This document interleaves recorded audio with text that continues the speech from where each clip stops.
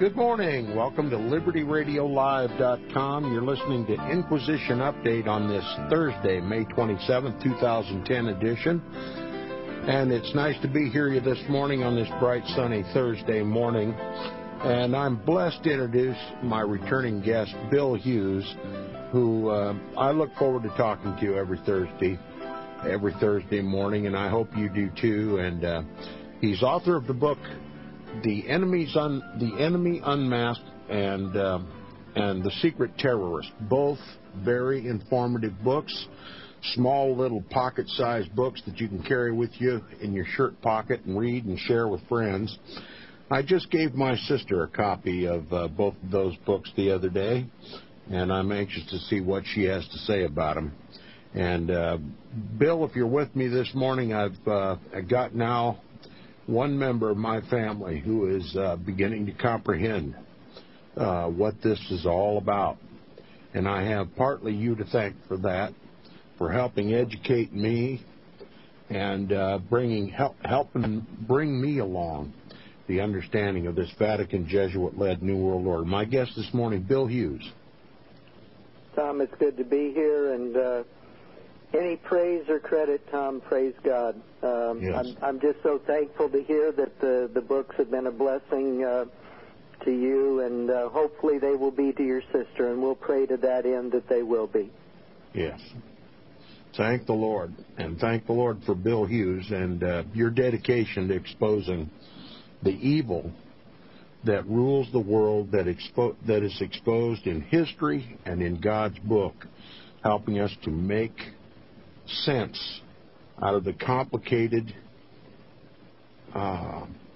complex problems that plague the world today. The source of all of it can be found in one man. Amazing, isn't it?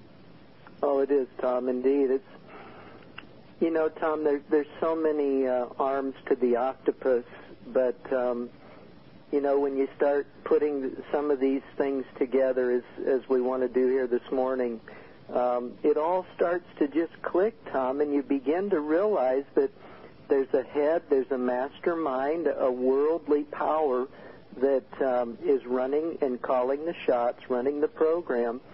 But then, Tom, it's got all of these arms to it, and you know, you start analyzing this stuff, Tom, and you always come across the same people. They always seem to pop up.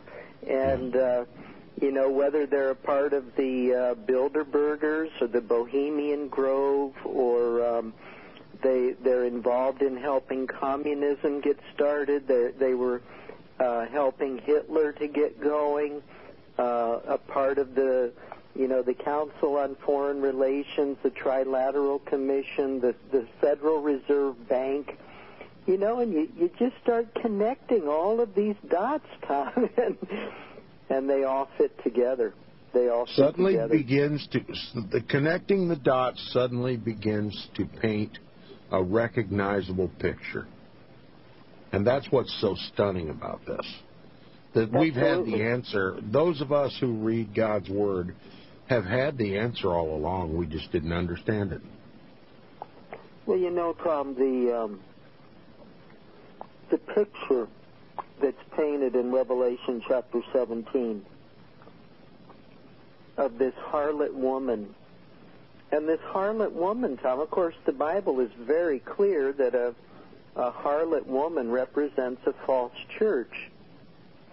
And it talks about the fact that this harlot woman or this false church, it commits blasphemy.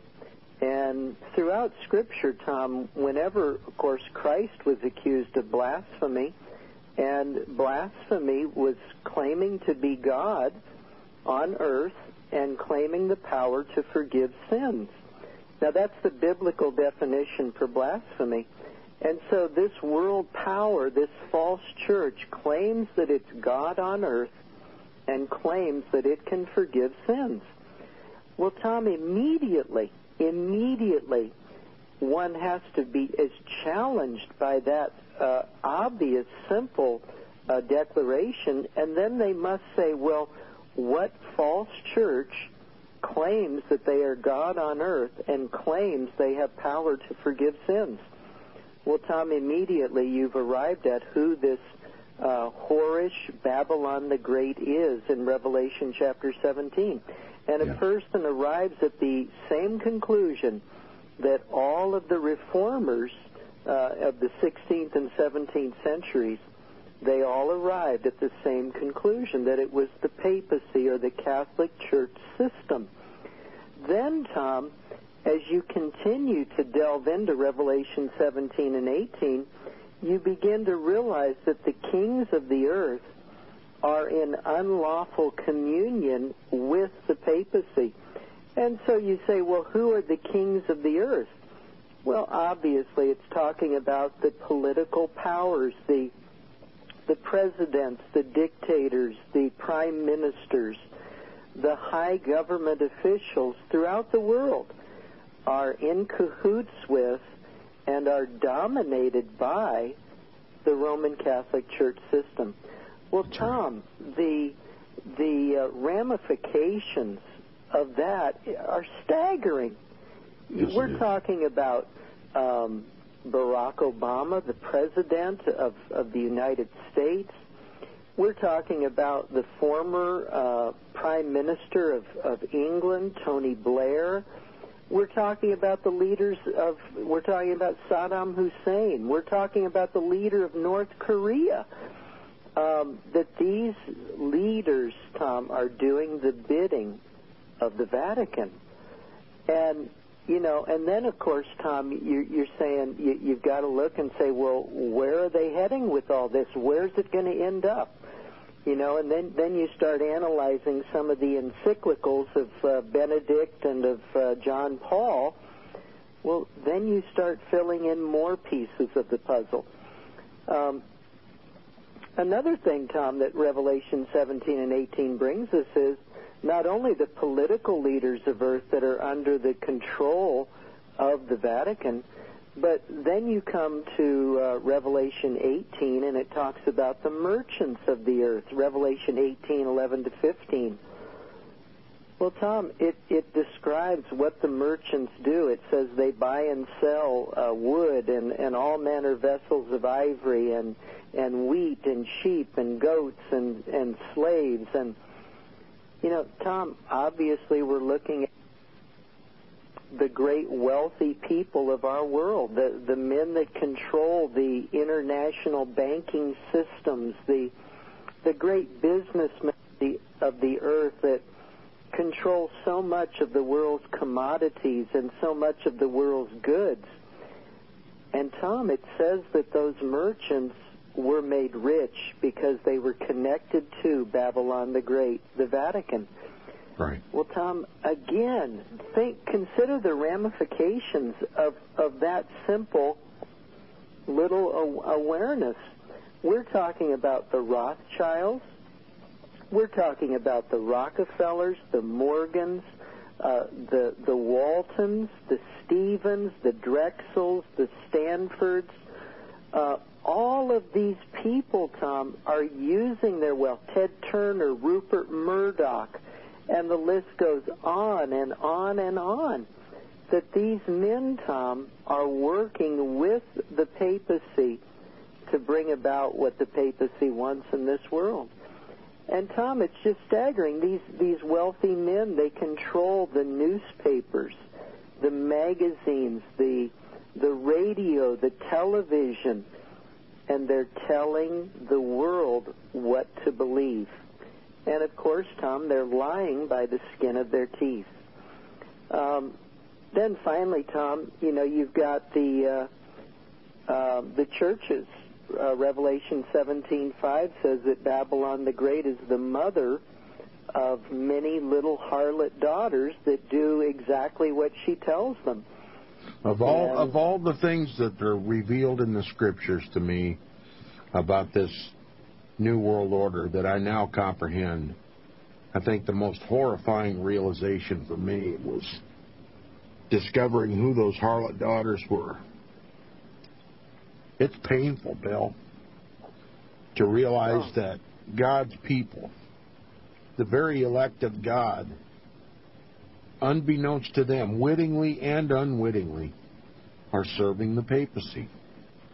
And it's unbelievable to me. I mean, you'd think that after 10 years of doing day and night research into this, that I could finally learn to be able to speak dispassionately. But it's difficult, I'm telling you, to understand how they've corrupted our churches with false doctrines and got us to believe a lie that plays right into their global New World Order hands, this entire ecumenical movement. And what influence Vatican Council II had on the Protestant churches, and how our Protestant churches have forgotten the singularity, the single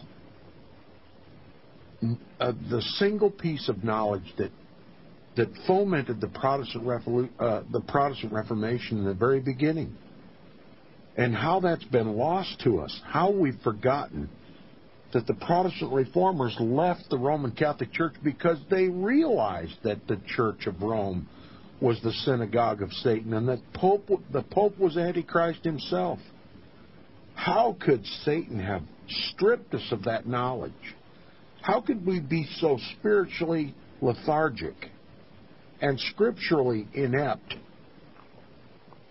and historically bereft of knowledge that we could lose the key to understanding?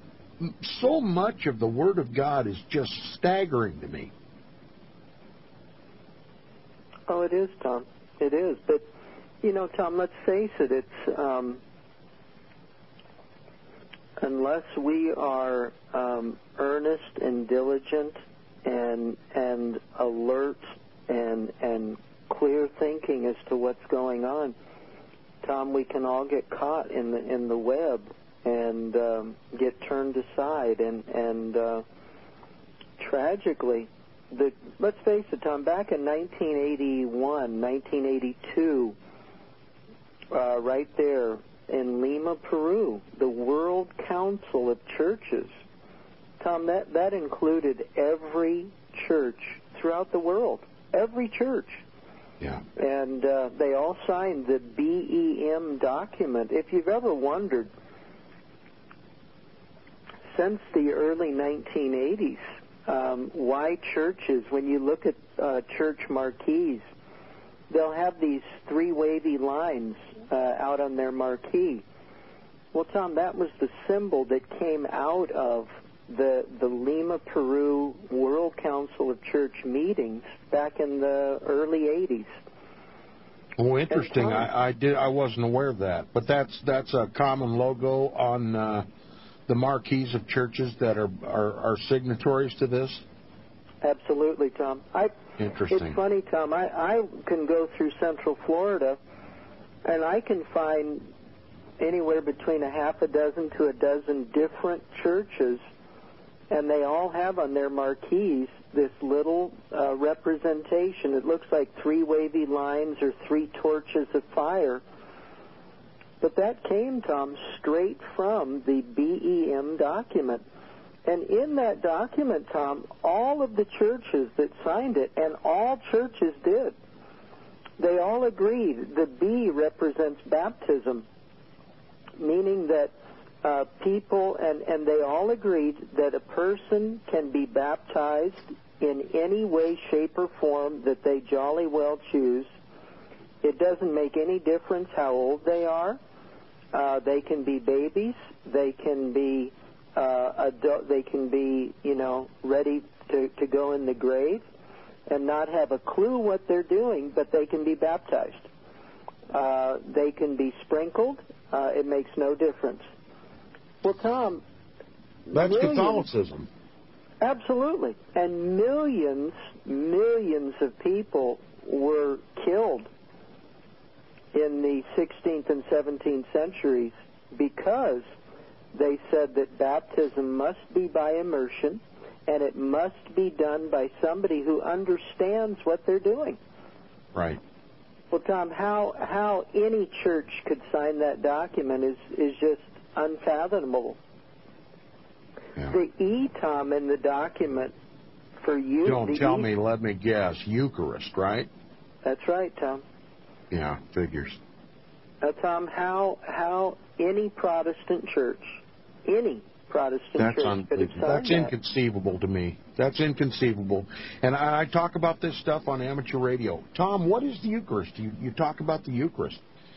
And I'm stunned at the number of people that don't have a clue what the Eucharist is.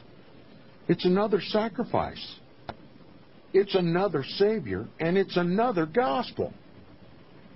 It is a total repudiation of Christ. Anyone who thinks that they need to make another sacrifice to receive grace from God has repudiated Christ, and that's what the Eucharist is.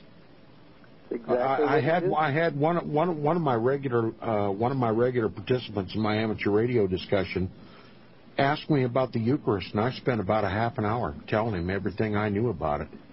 And only a few, when I tell them this, understand the spiritual significance of it. They don't comprehend what's the difference, between the Eucharist. Even after I explain it, it's no big deal to them. They don't comprehend. Bill, just take some time, if you want to, and speak to my listeners about the Eucharist. What an abomination it is. Tom, in a nutshell, it's a priest, it's a human being made from the dust of the ground, Tom, who is blasphemously claiming that they are actually creating the Creator in the Mass, in the wafer, that the priest is so powerful and so mighty that he is actually creating Christ in that wafer. It's beyond abomination. It's beyond abomination. And then, of course, with the Jews, you have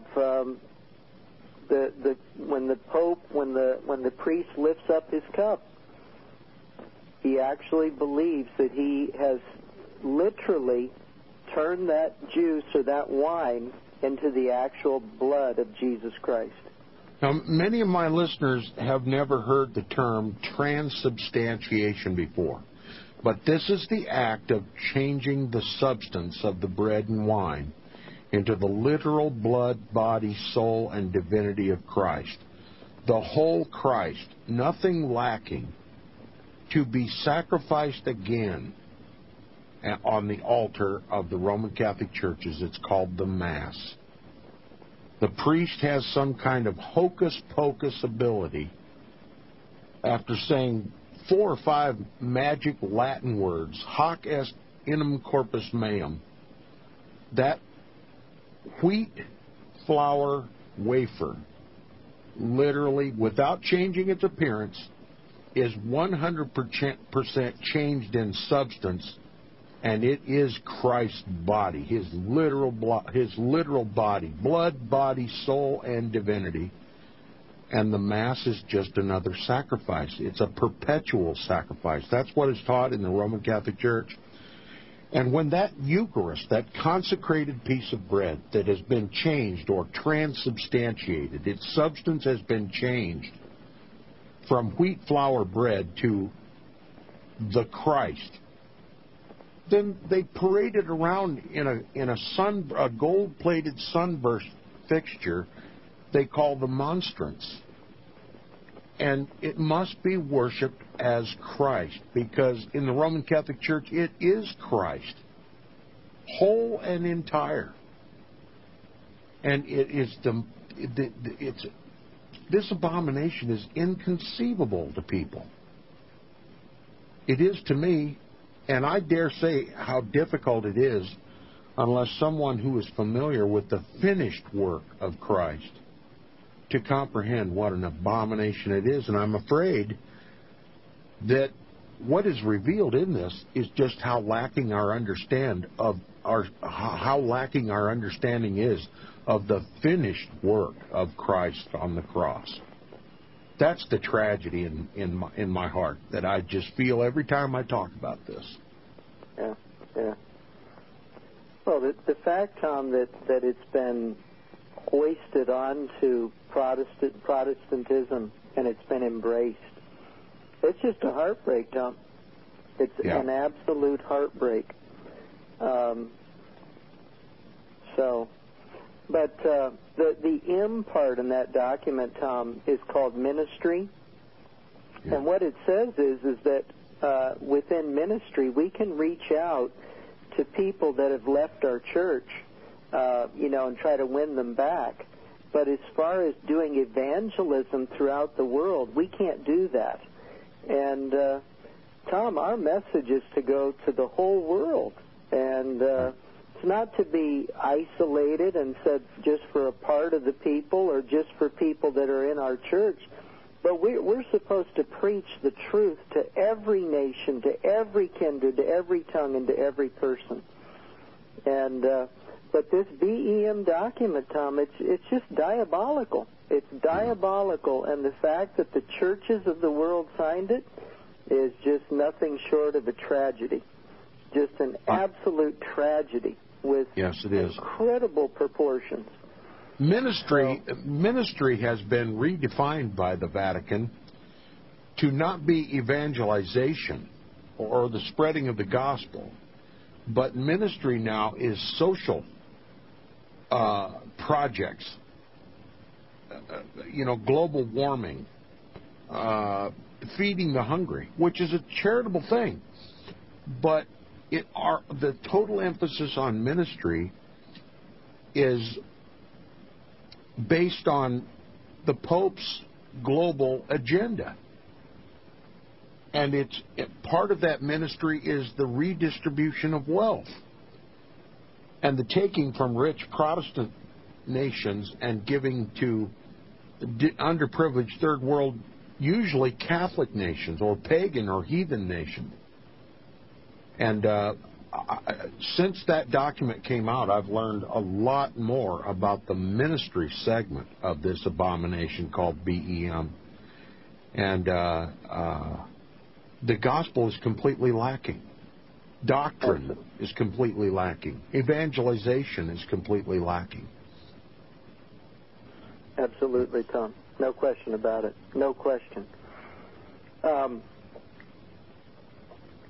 for the next half hour here, with what we have left, I'd like to go into one of the groups that the papacy is using, the Jesuit order has been using for the last nearly 100 years.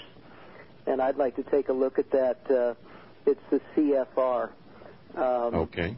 Excellent idea. What's that? That's an excellent idea. Let's show the people the facts on the ground. The militia of the papacy and what organizations they comprise and how they function in the world to bring about this Vatican Jesuit-led New World Order. The Council on Foreign Relations figures large in this. Oh, absolutely. And if you can bring to my listeners more understanding about the Council on Foreign Relations, then I'm anxious to hear it.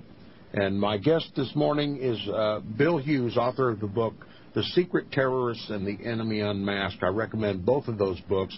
Continue our discussion about the Council on Foreign Relations. Bill Hughes.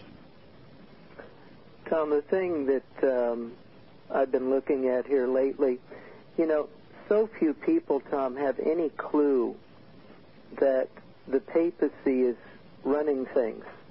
I was talking with a guy on an interview here just the other day, and he said, "Oh, that's impossible. There's no connection between the Jesuit order and the Catholic Church with what's going on in America. That's impossible." Well, I've been doing some research, Tom, for quite a while on this, obviously. And I want to go back and look with the listeners as to the rise of the CFR, the Council on Foreign Relations. I have been shocked, Tom, to find out that, let me just go through a little bit here. Sure. From 1952 right up to our current day, I want you to notice something. Adlai Stevenson was a Democrat that ran in 1952 and 1956, and he challenged Republican Dwight D. Eisenhower for the presidency both times. Eisenhower won both elections. Both of those men were members of the Council on Foreign Relations. In 1960, John F. Kennedy ran against Richard Nixon. Both of them were members of the Council on Foreign Relations. In 1964, Lyndon Johnson and his opponent, Barry Goldwater, neither of them were members of the Council on Foreign Relations. But it's clear that Lyndon Johnson, who was elected in 1964, had already staffed his administration with many people who were members of the Council on Foreign Relations. 1968, Richard Nixon ran against Hubert Humphrey. Both Republican Nixon and Democrat Humphrey were members of the Council on Foreign Relations. In 1972, Richard Nixon ran against the Democratic Party member George McGovern. George McGovern and Nixon were both members of the Council on Foreign Relations. In 1976, the Republican person who ran for the presidency was Gerald Ford. Gerald Ford was a member of the CFR.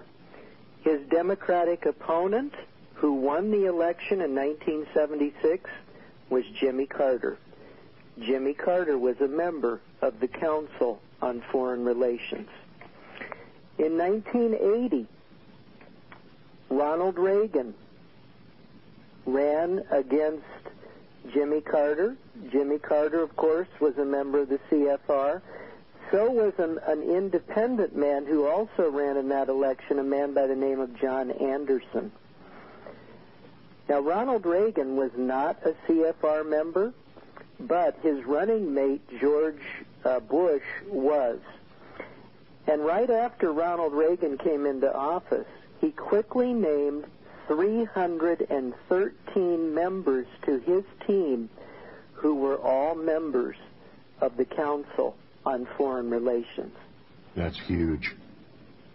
In 1984, Walter Mondale was nominated by the Democratic Party to challenge Reagan.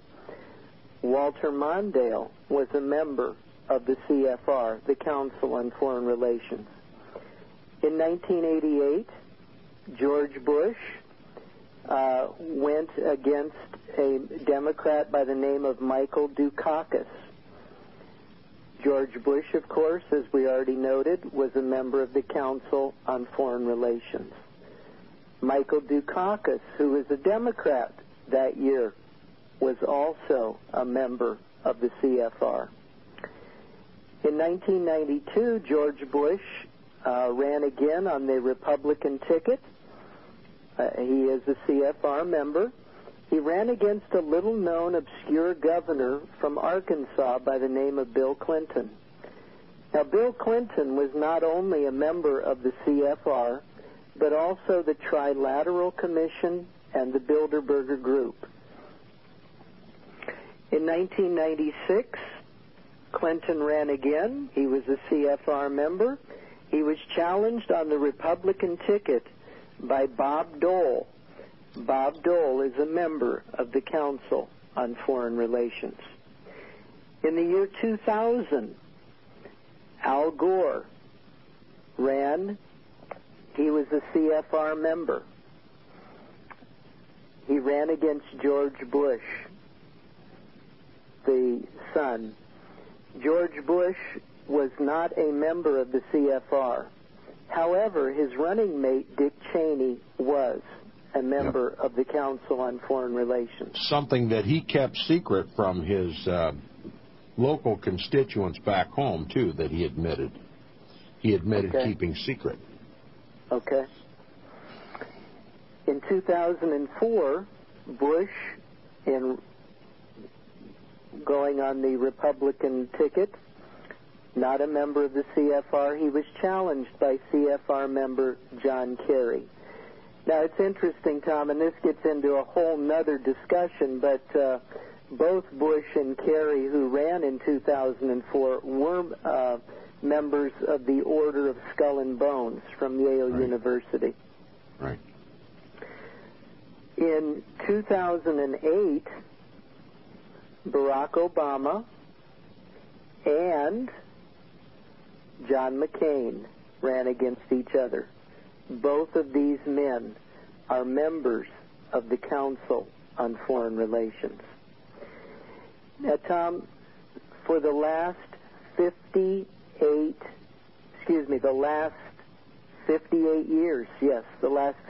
years, almost without interruption, the Council on Foreign Relations has controlled the White House of the United States.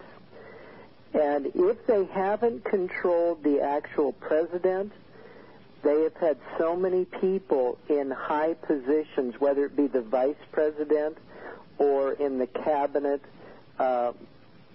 just so many members, Tom, that to say anything short of the fact that the Council on Foreign Relations has dominated the political landscape of the United States for the last 50-odd years, at least,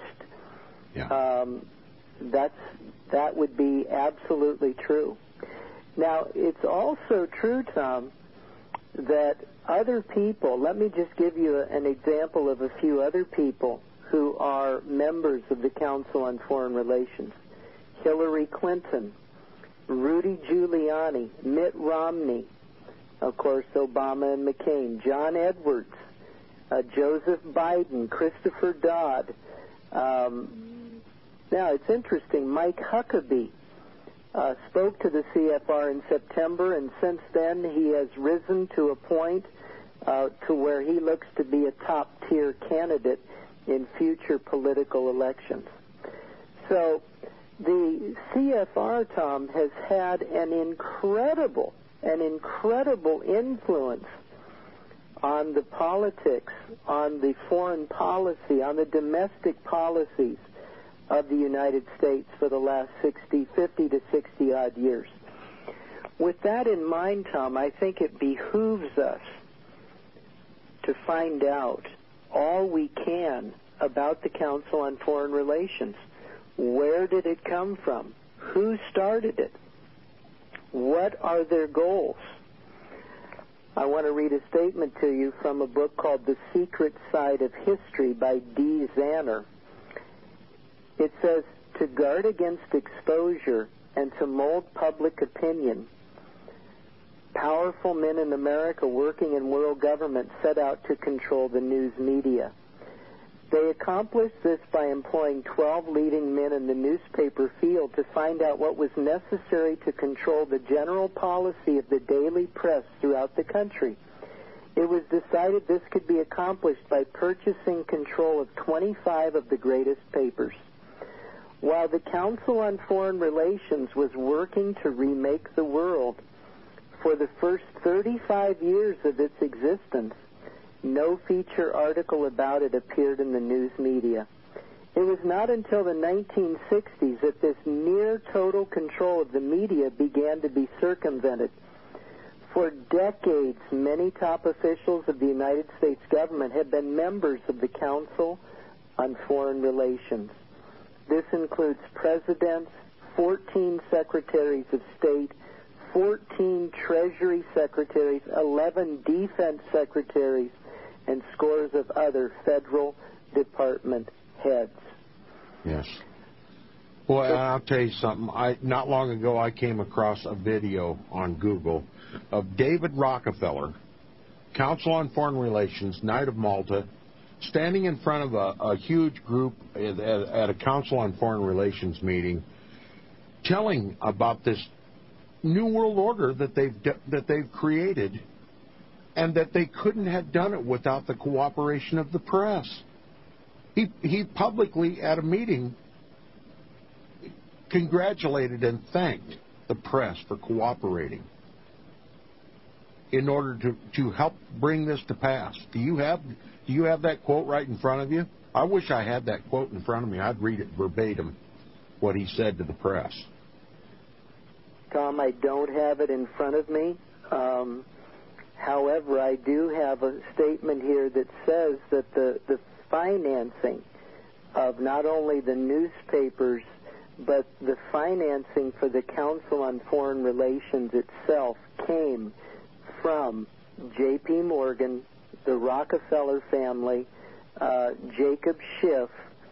They were the prime movers in providing the money, not only to control the papers. See, Tom, when Rockefeller thanks the media, they didn't have any choice, Tom. It was either print what we tell you to print, write what we tell you to write, or you're gone. Yeah, they just simply bust them financially. They would have lost their businesses had they not cooperated. Exactly. Now, Tom, where did this Council on Foreign Relations begin? When was it first created? Where was it created? Who created it? And then we'll analyze what the purpose was behind it. A little background. Toward the end of World War I, Woodrow Wilson, who was then the President of the United States, was trying to figure out, what they were going to do following the war, what would be done. Well, in 1917, 1918, there was an academic board that included Woodrow Wilson's closest advisor and longtime friend, a man by the name of Edward Mandell House. Well, Edward Mandell House and this group of academics, they got together and they were analyzing the political, economic, and social facts globally that would be helpful for Wilson in the peace talks. So the CFR, Tom, came into existence out of this little academic band of men who were advising Woodrow Wilson. And so the CFR was actually created right towards the end of World War I. Right around 1920, the CFR was officially created. Now, this man, Edward Mandell House, he was the prime mover in the creating of the CFR. Just a few quotes here. And again, Tom, you start to connect the dots, and they all start to fit together. Everything pieces together into this perfect puzzle. From the book by G. Edward Griffin called The Creature from Jekyll Island, Griffin says, Edward Mandell House had close contacts with both J.P. Morgan and the old banking families of Europe. Mm-hmm. Well, right there, Tom, you see Edward Mandell House, the creation of the Council on Foreign Relations, and lo and behold, J.P. Morgan shows up. Now, when Edward Griffin refers to the old banking families of Europe, which specific old banking family of Europe was the, the cream of the crop?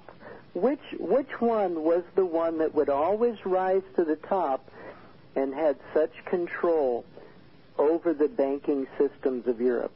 The Rothschild banking dynasty, Freemasons, and I also understand from the book Rulers of Evil by F. Tupper Saucy on page 160, it talks about he knew that they were a Jewish family, and so he looked them up in the Encyclopedia Judaica. And in the Encyclopedia Judaica, under Rothschild, it is said that they are the guardians of the Vatican treasury. Absolutely, Tom. Tom, what we have is you start with the Council on Foreign Relations. The man who started it was Edward Mandell House. The people who financed Edward Mandell House in the creation of the Council on Foreign Relations were the Morgans, the Rockefellers, and the Rothschilds. And we had to believe that those same families were interested in the creation of the Council on Foreign Relations for a specific purpose, too. Absolutely, Tom. Then, Tom, as you just stated from F. Tupper Saucy's book, Rulers of Evil, and his quote from the Encyclopedia Judaica, you then take it one more step back. Most people, Tom, you know, when we start talking about conspiracy, and this is what the CFR is all about, it's a conspiracy. Sure it is. Most people, Tom, like to take you back and say, okay, it's the Rothschilds, the international Jewish banking families. That's where everything stops. But the Encyclopedia Judaica takes it back one more step.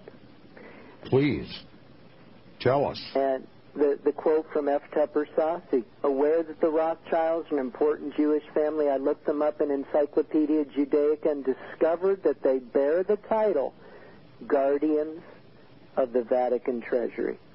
The appointment of Rothschild gave the Black Papacy, the Jesuit order, absolute financial privacy and secrecy.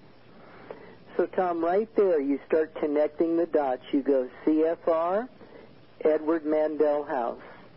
Edward Mandel House, Rockefellers, Morgans, Rothschilds. Rockefellers, Morgans, Rothschilds, the Jesuit order, and the Catholic Church. And if you care to go back even further than that, from the Jesuits, you go back to the Knights Templar. But that might be another discussion. But it's the Roman Catholic, it's the financial heritage of the Roman Catholic Church. That's what this is all about. It's Roman Catholic Vatican money that has financed the Council on Foreign Relations. And if you don't think the Council on Foreign Relations, I'm speaking to my listeners, if you don't think the Council on Foreign Relations is important to the Vatican, you're not doing the math. Not at all, Tom. You know, Tom, here's a statement that I make in my book, The Enemy Unmasked, page 80 and 81. It was Edward Mandel House, under the watchful eye of Jacob Schiff, who was under the watchful eye of the head of this international conspiracy, that established in 1921 what their earlier comrades established to overthrow the governments of France and Russia, called the Jacobin clubs in France in the 18th century. This aristocratic revolutionary movement today in America is called the Council on Foreign Relations. Its offshoot is the Trilateral Commission. The Council on Foreign Relations is the political side of the Illuminati today. They have produced congressmen, senators, presidents. They've used them to pass laws that have little by little led America into becoming a socialist country. Tom, that is exactly what is happening today. From Eric Phelps's book, Vatican Assassins, he says the agents of the Jesuits created the Council on Foreign Relations. You know, a lot of people down what Eric Phelps says, Tom, in his book, Vatican Assassins, but this statement right here, he is saying exactly what we have just said by connecting the dots. Sure. The locations would be in the two most powerful Roman Catholic dioceses in the American Empire, New York and Chicago. The CFR would control the empire's finance, government, industry, religion, education, and press. No one could be elected to the presidency of the United States without the Council's consent, as the office would be a tool for the Archbishop of New York to subject to the Vicar of Christ in Rome. And then it says one of the founders of the CFR also aided in the creation of the Federal Reserve Bank. He was the holy monk and agent of the Jesuit general. His name, Edward Mandel House. Tom, you have all of these things that are connected, and you have, in every case, the hands are always the same. It's Edward Mandel House. It's the Rockefellers. It's the Morgans. It's the Rothschilds. It's the Titanic. It's the Federal Reserve Bank. It's the Council on Foreign Relations. It's the Federal Income Tax Act. You know, Tom, it goes on and on and on. Just by connecting the dots, we can see how it all is tied together. It's all tied together. Now, Bill, go ahead. No, go ahead, Tom. Well, Bill, you know, you've mentioned all the popular names and all the popular organizations that are talked about in all the alternative media. Let's just name them: Alex Jones, Stanley Monteith, Glenn Beck. You've probably got a list as long as my arm of people that talk about all of these organizations, but they only go back so far. Some of them are talking about Edward Mandell House, but they never take him back to the Jesuits. They never take it back all the way to the Roman Catholic Church. They're protecting the Jesuits and the Roman Catholic Church. And I spent 4 days, last Thursday with you on the broadcast, and I worked on it Friday and Monday and Tuesday and Wednesday on this broadcast, telling the truth about Glenn Beck's program that he aired on the 18th, showing the listeners what he failed to mention. And it's stunning how these people can get so close and yet so far from the truth. And we have to understand that the Bible told us about the final kingdom that would rule the world in Daniel chapter 2. It's Daniel's vision. It started with Babylon, then Medo-Persia, then Greece, and then Rome. There's not a fifth. Why does no one ever talk about Rome? Why does no one ever talk about the Jesuit order? Why do the most powerful and prominent and wealthy names in the media and the alternative media get by with not talking about Rome? God's people ought to know all about Rome. The Protestant reformers knew all about Rome. Why are we so ignorant today? It's because of these people that gobble up all the airtime. Alex Jones, Stan Monteith, Glenn Beck, on and on and on. They gobble up all the airtime, they get all the attention, and they leave out the jack of all trades, the Jesuit order and the Roman Catholic Church, the papacy, and the Vatican. And Bill Hughes makes that connection in terms that anyone can understand. And that's why I want my listeners to pay particular attention to Bill Hughes when he comes on as my guest on this program. I want to thank you, Bill, for joining with me today. I'm looking forward again next Thursday. God be with you. God be with my listeners. We'll see you tomorrow on Inquisition Update.